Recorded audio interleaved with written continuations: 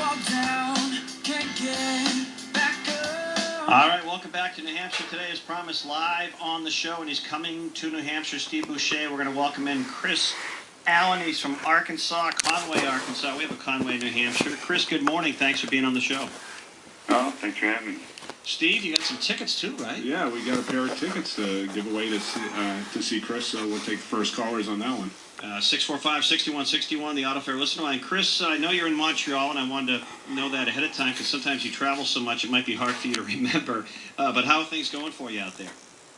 Things have been awesome. I mean, they always are. I love being on the road. I love playing shows and getting to see all the fans and playing songs, playing new stuff that we've been playing and it's a good time. Now, you self-released in 2007, brand new shoes, and a lot's happened since then. I always like to ask someone like you, I know it was a life of hard work, even though American Idol likes to make stars overnight, but you've done so much and done so great since. Does it hit you sometimes, or is this a culmination of hard work in your life?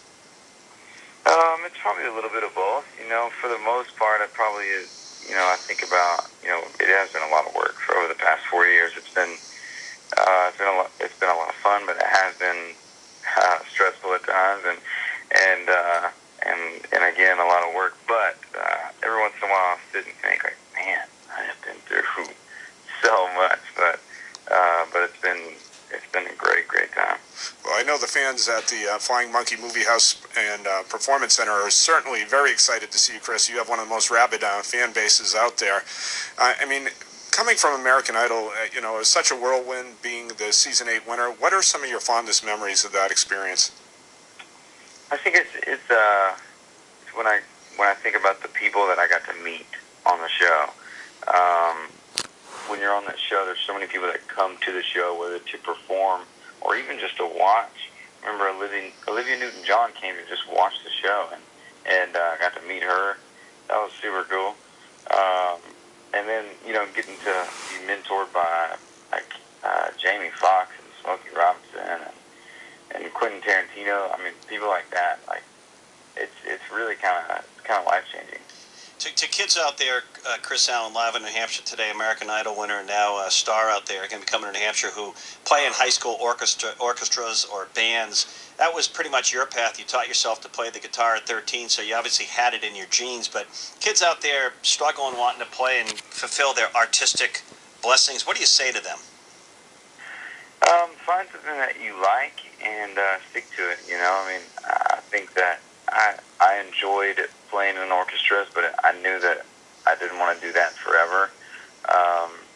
And so I grabbed the guitar and started playing it, and I ended up playing both at the same time. But I just try to stick to it and try to learn as much as possible and immerse myself in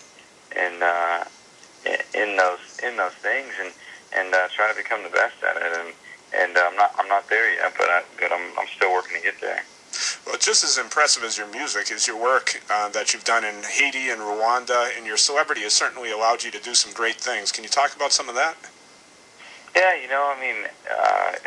even before Idol, I was going to other countries and doing stuff like that, and so it wasn't anything new for me.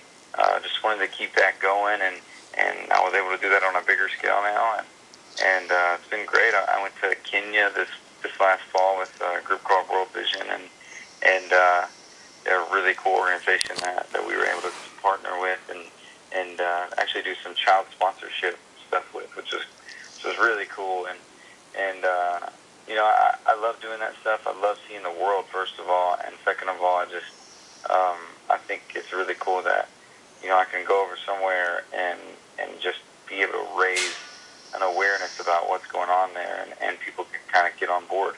Kris Allen's played at Yankee Stadium in 2010. Maybe you'll play at Fenway Park. Auto Fair listener line, one Kris Allen fan. We're going to let you on. Jennifer will let you on and say good morning before we let him go. A lot of people on Twitter last night when you posted this, Steve. He's got a loyal fan base. We'll remind you where the show's coming. We already have a winner of the tickets, right, Jennifer?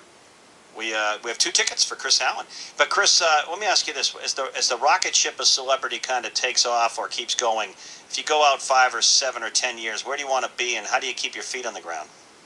I have an amazing family, amazing friend group, and those are people that really keep me grounded and let me know that this isn't the end all be all. Like in the end, it's about who you are as a person and what you believe in and how you go about yourself. So I really try to keep with that, and I just want to be making music. Really, I'd love to keep on doing this forever, and whatever capacity that is.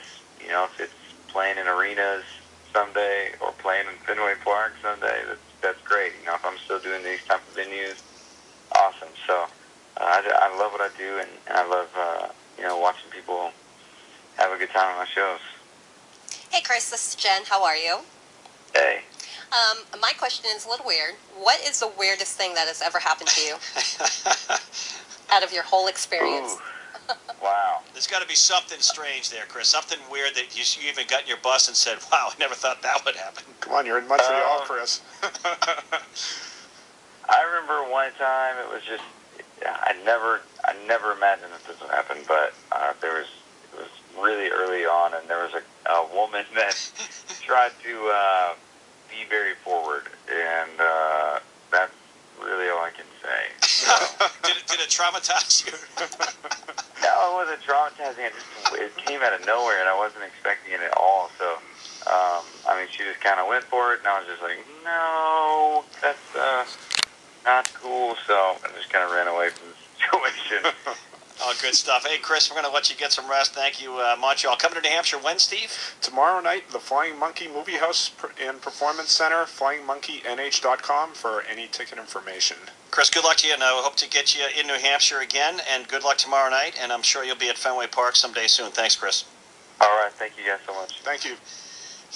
Steve, he was respectful for our drive time audience. He didn't go was. into too much detail there when he was to Jennifer's question. Yeah, that one could have gone awry very quickly. Right. But she asked our country singer friend we had a few weeks ago, Kip Kip Moore. She asked him the same question. Yeah.